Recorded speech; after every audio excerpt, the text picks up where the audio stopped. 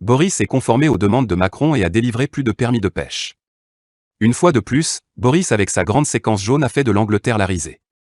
Il est une insulte à cette île. Boris Johnson devrait répondre aux demandes de pêche d'Emmanuel Macron afin d'éviter une guerre commerciale avec la France avant Noël.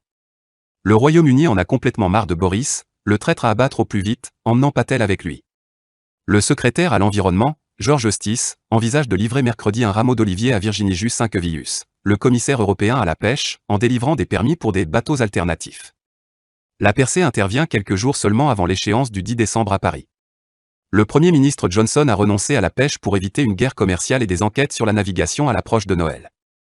Il eut peur et tourna la tête. La nouvelle survient alors que Jersey délivre 9 autres permis de pêche permanents à des bateaux français au cours du week-end. Au total, 125 bateaux français peuvent désormais pêcher dans et autour de Jersey. Le 26 novembre, les pêcheurs français ont annoncé vouloir voir le Royaume-Uni reculer le 10 décembre, après des mois de polémique.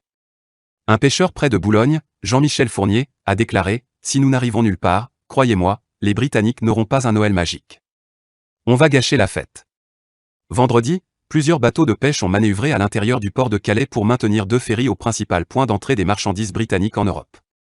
À Hamken, les pêcheurs ont érigé des barricades avec des palettes en bois en feu et des cheminées en feu sur les routes voisines, bloquant l'entrée du terminal de fret et provoquant de longues files d'attente pour les véhicules.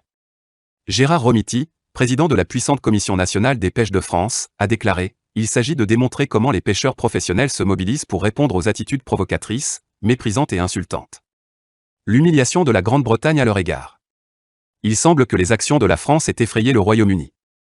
Le gouvernement britannique a dû céder à leurs exigences en matière de permis. Boris capitula humblement pendant la guerre.